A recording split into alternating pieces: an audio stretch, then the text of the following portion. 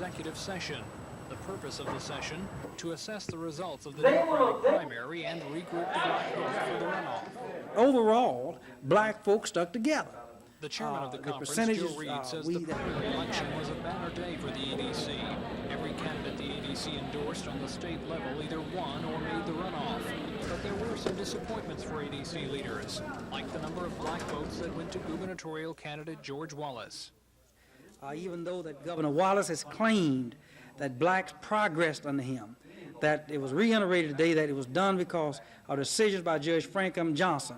The fact that we had to go to court to get the right to vote, march to get the right to vote, and get Congress to intervene to get the right to vote. The fact that everything we've gotten it through blood, sweat, and tears. And that the people ADC are saying endorsed George McMillan.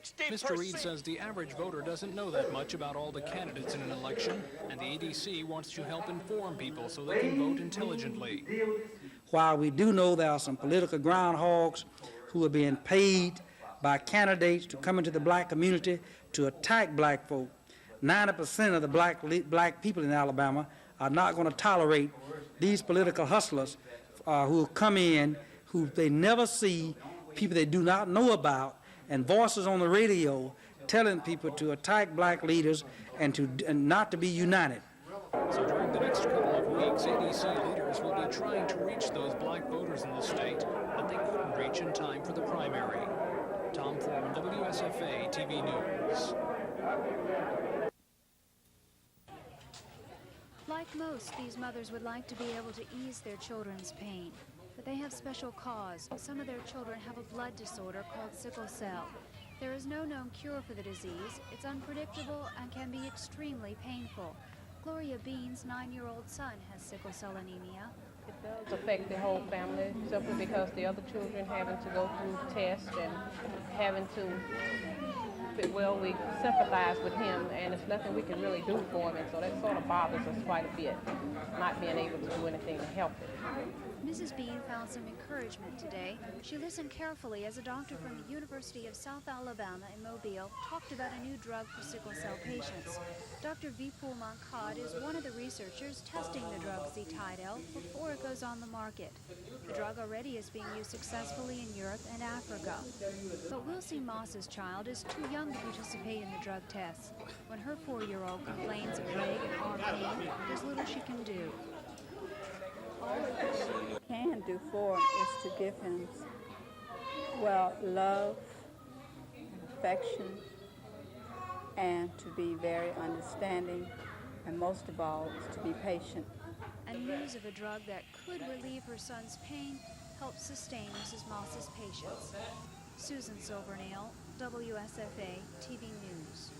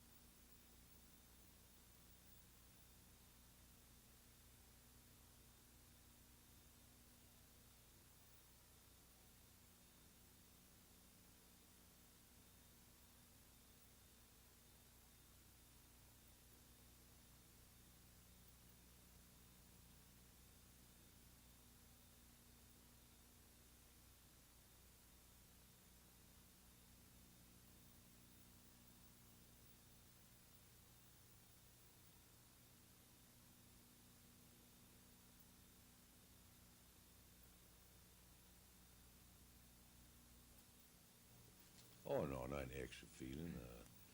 Tech, we've been making rivals a long time. I used to be real close to Bobby Dodd. Still am. Really don't get to see him much. Bobby Dodd put in the I formation for us when we first started with it. I mean, T formation, what I'm talking about. And I still have his playbook. We had a great rivalry going there for a while. I hope it builds up to that again, because I think it's good for the series, good for the spectators, and good for selling tickets. For the second straight night, the Braves rolled the long ball to victory. Bottom of the first, a man on Bob Horner gets you started off Dodgers ace Fernando Valenzuela. Horner's 30th of the year, 2-0 Braves. Steady. In the second, Atlanta gets And that ball was hit like a rock. solo shot to Into deep left. left The Cubs field. It's 9th going of to the be season, Atlanta. 3-0 Atlanta. And the 1-2 pitch on the way to Washington. There's another base hit between short and third into left field. Benedict around third. They're waving him. Here comes Baker's throw. Dodgers get on the board as Valenzuela And that's grounds to scored short. Ramirez. He can't make Ramirez boosts the the ball, Mike picks Sosa it up, scores his on the throw to error. first. That cut it to Scoring from 4-1. third is For the Redbirds In the fourth, tonight. Pedro Guerrero rides one Another deep to center curveball, off Rick fly Miller. ball, Watch the deep attempt left by center. Dale Murphy Murphy. has gone as Just far out as of he his can reach. go. A great effort. Braves leads that now to 4-2. Atlanta puts it out of reach in the sixth. Bases loaded. Bruce Benedict, a grand slam home run over the fence in left. Only his third homer of the year. 8-2 Braves. They go on to win it 10-3. They take a 1.5-game lead over LA in the National League. Rick Pond, WSFA TV Sports. His second career grand slam.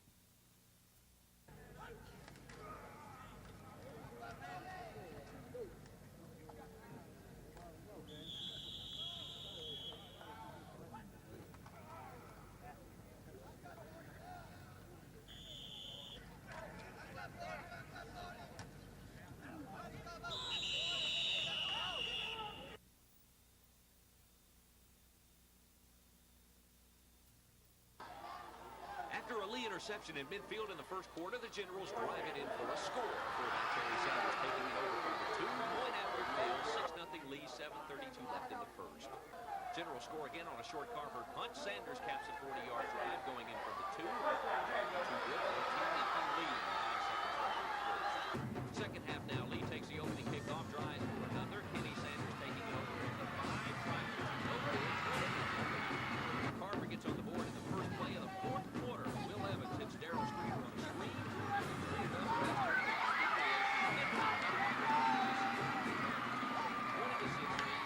Carver handed another one late final. Lee 20, Carver 14. Rick Pons, WSFA TV Sports.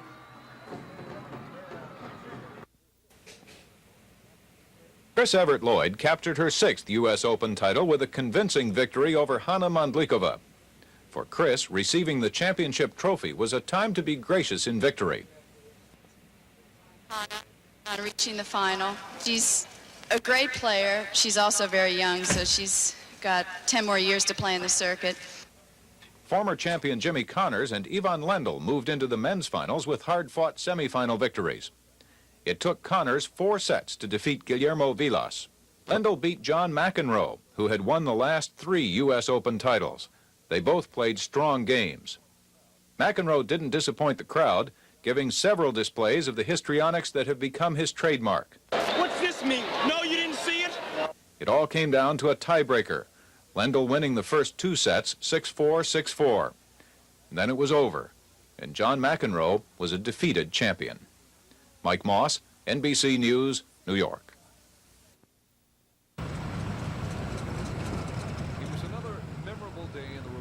History of what is now being recognized as the fastest growing United Methodist Church in the country.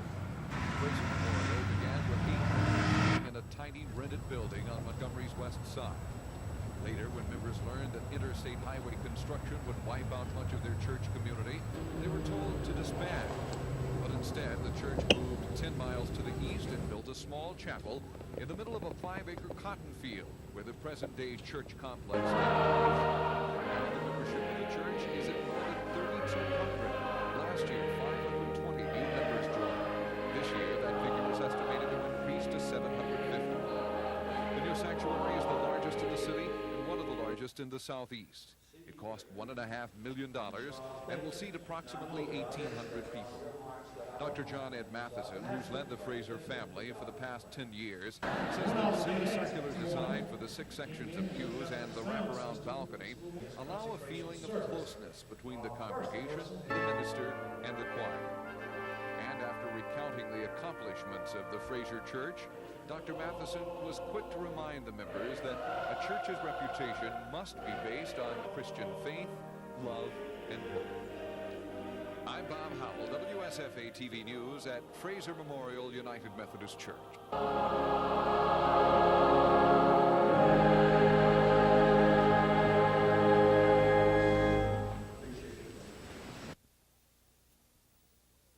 This is going to be first and goal now for Alabama. The ball just inside the 10-yard line. This is Lewis on the pitch. Oh, great job by Walter Lewis. Lead of play, and I'm sure we may see him too. Here's the pitch. And the reverse, this is Bendros. He's got great speed. They're never going to break it. Bendros, 15, pulls away. Touchdown. Leading rusher. 2nd and 5, Alabama. Lewis right to the fake. 35. Third. Lewis being chased. One for the tie. Handoff, Ricky Moore steps across the 5. He's close. Touchdown, Ricky Moore. Boy, what a... In Auburn, the Tigers also avenged the loss of last season, holding the Gators of Wake Forest. The ball runs high into the night on the Tigers' first possession. This is Riley James out of the defense for a 67-yard touchdown to give Auburn an 87-yard lead. In the second half, after Wake Forest had closed the gap to 21-10, heralded freshman Bo Jackson breaks loose for his 44-yard scoring sprint. Jackson in an impressive debut led the Tiger offense with 123 yards on 10 carries. Auburn wins the opener 28-10 over Wake Forest. They host Southern Miss next week. More on yesterday's game of the Auburn football review immediately following news. Down south, Alabama State lost the Mobile Classic to Alcorn State. 70% of that game for the Hornets. This fumble of a lateral pass at the OSU 2. Later, John Toy takes it over for the score. Bama State never got their offense in gear, losing at 21-6 to Alabama. They dropped to 0-2 on the year. They look for the first win Saturday at Crampton Bowl against Albany State. They call themselves America's Freedom Riders. A dozen people making a 47-day, 97,000-mile non-stop bicycle trip. As Rider Royal Mason says, all celebrating the Constitution's bicentennial birthday. We're traveling to all the 50 states. We're getting proclamations from governors and mayors and from various communities around the country concerning the Constitution and what it means to them. And also, in conjunction with that, we are doing it on the bicycle, which we think is a nice metaphor for the kind of freedom Americans have. The cyclists started in New York City August 2nd. Since then, they've had someone on the road at least 21 hours every day. They're accompanied by 2 support vehicles and by local cyclists that join them along the way. As they rode from Selma to Montgomery today, at least one Montgomery rider was in the back.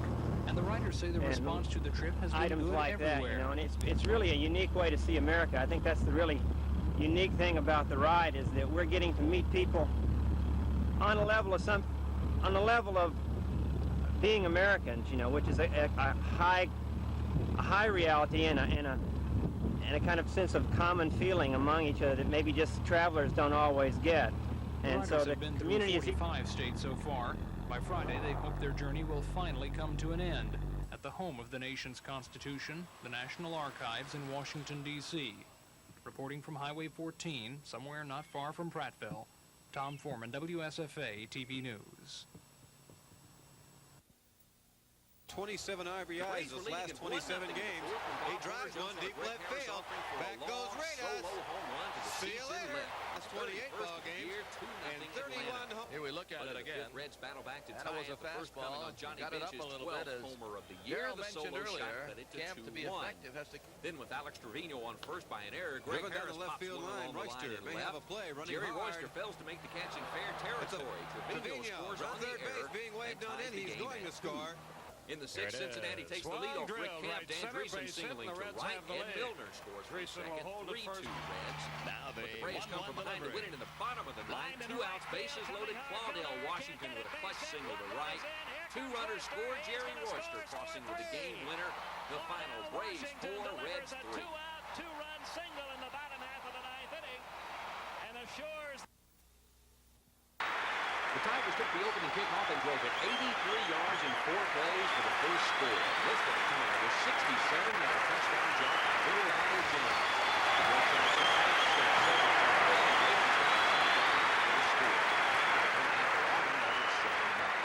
The next possession, Auburn drives it 71 yards for another TD.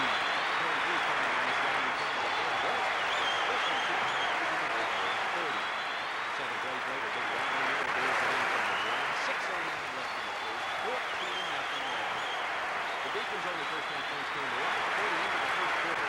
Greenfield boots this 42-yard field goal. 14-3 Auburn after 1 period.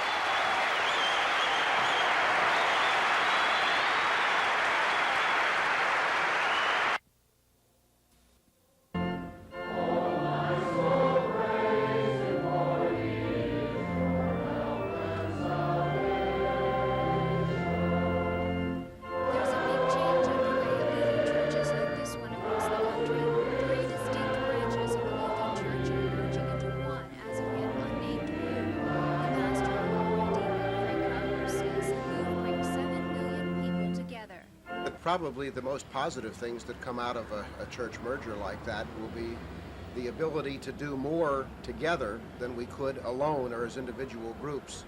The ability to field more foreign missionaries, the ability to do more in terms of new congregations in America.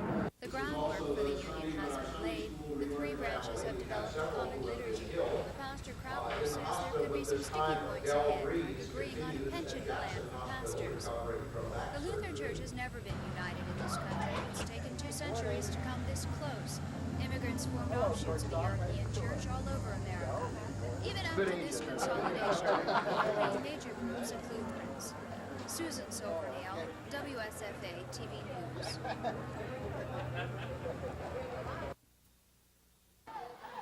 The Generals converted a Wolverine error into the first touchdown of the night. Sam Barrett picks off the Will Evans pass here at the Lee 48 to put the Generals in business.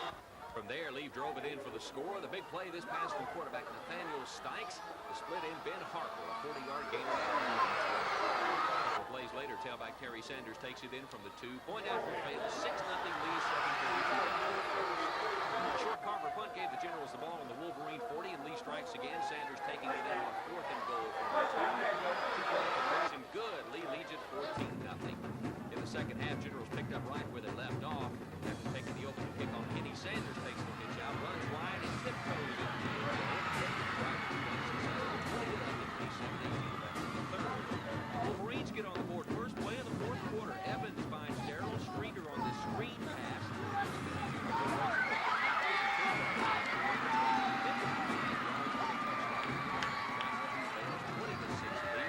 Carver scores again late in the fourth quarter. Wendell Barlow picks up a blocked punt and takes it in for the score. 5-2 was good. 20-14 lead. That's where it is. Generals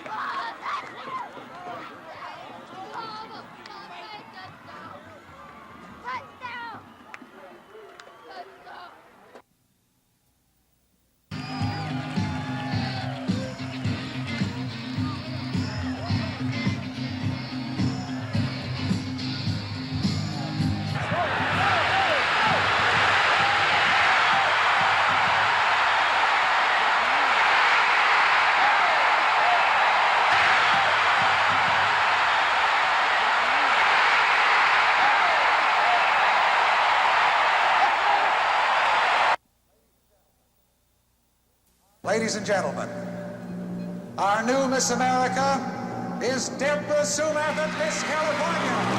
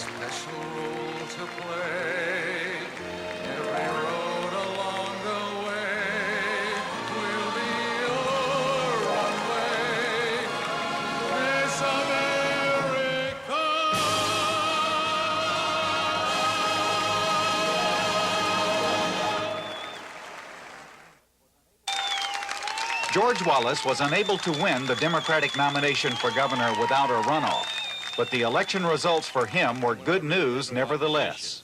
So I feel very good tonight. I think this is the best vote. This is the best vote that I've ever received, I think, in any race so far in the first primary. Wallace led the ticket with better than 40% of the vote. But the best news for him was his strong showing among black voters in the primary, the first time that's happened. He got about 1/3 of the black votes cast. How did the former segregationist governor manage that? The Reverend Abraham Woods. George Wallace has stated publicly that his posture in past years was wrong. He's made a confession, and I think a lot of blacks have believed him. Jesse Jeter voted for Wallace. You know, God said you must repent. And if he had anything towards anybody, he's repented. Governor Wallace is a child of God now. You can believe that. Alabama political analyst Bob Ingram. I think some really felt that despite his strong racial stands of the past, that many of his programs, intentionally or otherwise, benefited the blacks because they were to help the poor people, and blacks, many of them are poor. He helped everybody, especially the black and the poor. Lieutenant Governor George McMillan, Wallace's opponent in the runoff, had the endorsement of many black leaders.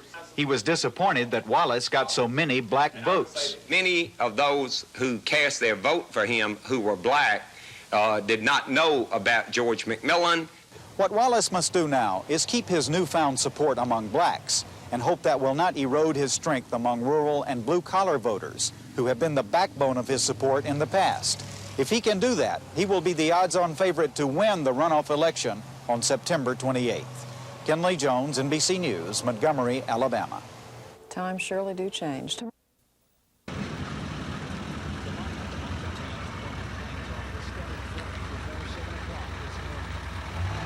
I've been waiting about 2 hours. I've been here about an hour.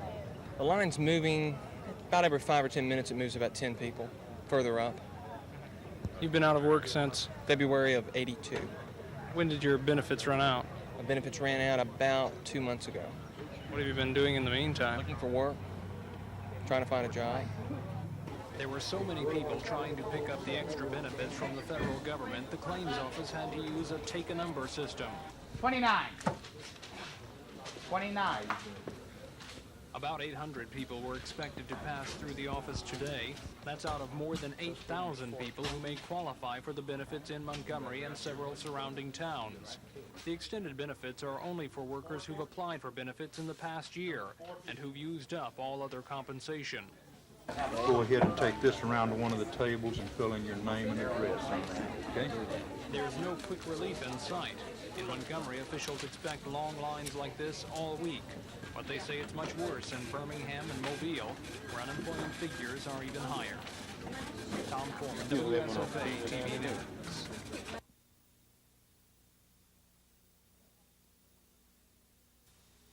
We'll have to find it. For instance, in Montgomery, the YWCO has got a second and third floor that are totally empty, that are individual rooms. Language stop. We have our open here in 5 in the youth work. We think that this is an indication of certainty and not for volunteers in the care of the elderly or the care of those really low income families. It was like 6.4 weeks. So you can see it's improved. We think that it's improved because number one, we've been able to add some staff. Number two, our care processing system has improved. As the noon deadline gradually neared, Democratic subcommittee members waited patiently for their party results to come in from state headquarters in Birmingham. Party members had to wait until this morning to get the final results from Wilcox County. When they finally arrived, about 15 minutes late, the four-man subcommittee and Chairman Jimmy Knight quickly got down to business, canvassing, declaring, and calculating the office nominees and runoff contenders for state and legislative races. The official results show just over 1 million voters went to the polls last Tuesday. 68 Democratic candidates for state and legislative offices will battle it out in the September 20th runoff, and 91 candidates have been nominated for the November general election without a runoff. Committee Chairman Knight had to break a tie in the District 65 seat on the State Democratic Executive Committee. Mary Kate Stovall won the seat over William Tommy Pugh. Both candidates received 2,123 votes. Then it was off to the Secretary of State's office, where the official Republican returns had been filed earlier today. Those results show a poor voter turnout in several races. For example, in Bibb County, only 10 votes were cast for the State Republican Executive Committee seat, place number 1. Now, the Secretary of State's office has 6 days to certify the results to the probate judges' offices across the state. Kim Davis, WSFA TV News at the Capitol. Connick says he's thought long and hard about this endorsement, making it public because he thinks the vote will make a big difference to the people of Alabama. He says the qualifications, experience, and proven abilities of Justice Adams and his opponent are clear. Justice Adams practiced law for 33 years before he took office as a member of the Alabama Supreme Court. His opponent, however, has only practiced 3 years. And to my knowledge, he's never appeared before that court, nor has ever filed a written brief in the Supreme Court. But Adams' opponent, Jim Ziegler, says Granick hasn't done his homework. Ziegler says he's had 2 cases before the Supreme Court. One is pending now. And he says it's unethical and unprofessional of the Attorney General to endorse any candidate. The people of Alabama do not need Charlie Granick or anyone else to tell them how to vote in the Supreme Court campaign, especially when the judge he has recommended has been soft on crime. Ziegler accuses Granick of using this endorsement to gain brownie points with special interest groups to get a head start on his bid for the governor's race in 4 years. Gina Gregory, WSFA TV News.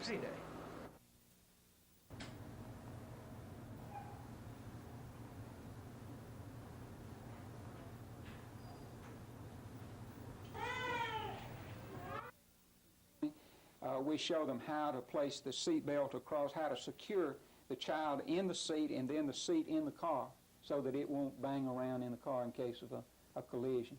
And so we spend a good bit of time. We have a film that we show, as well as when they rent this, we give personal instructions on how to use the infant restraint carrier. How effective are these devices? Well, in the ones that are reported through the state safety department and the city, that 90% of the children do not sustain any injuries. But of course there are some impacts where this and 10 more like it wouldn't do any good. It all depends on the severity of the accident. But they're 90% effective when they're properly used, and that's the reason we put so much emphasis on proper use.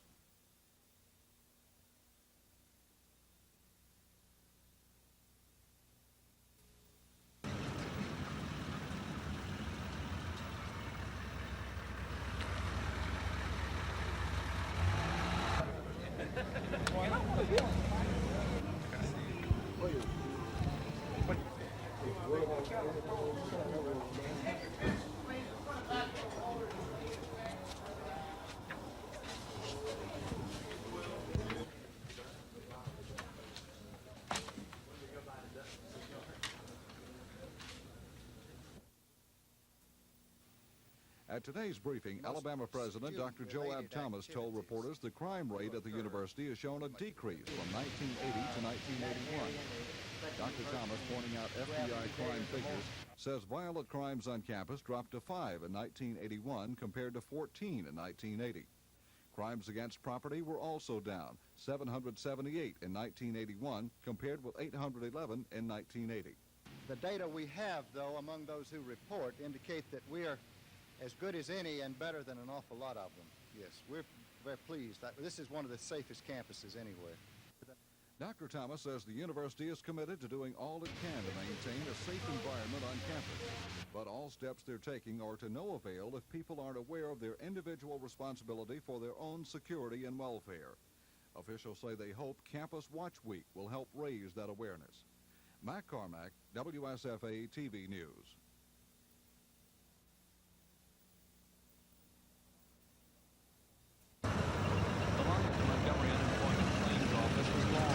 Started forming before 7 o'clock this morning.